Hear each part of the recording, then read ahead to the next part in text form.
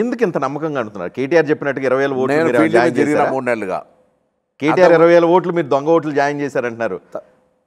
మేము కూడా election commission petition ఇచ్చినాం. ఏమైంది ఎలక్షన్ కమిషన్లో ఇప్పుడు ఒక నియోజకవర్గం 2023 ఎన్నిక తర్వాత ఉప ఎన్నిక వచ్చి 2025 లోపల మార్పులు చేర్పుల కింద 10-15 ఓట్లు పెరిగితే అవి దొంగ ఓట్లుగా మార్చి చిత్రీకరించి డైవర్షన్ పాలిటిక్స్ చేస్తే నేనేం చేయాలి?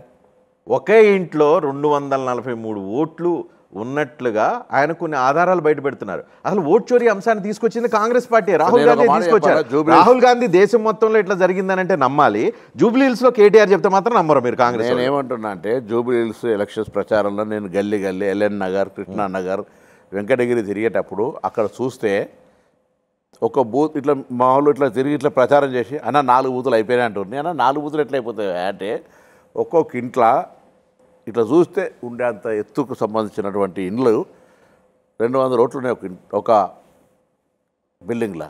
ఒక దాంట్లో 20 ఇండ్లు 20 ఫ్యామిలీస్ ఉంటాయి, 30 ఫ్యామిలీస్ ఉన్నటువంటి పరిస్థితి ఉన్నది.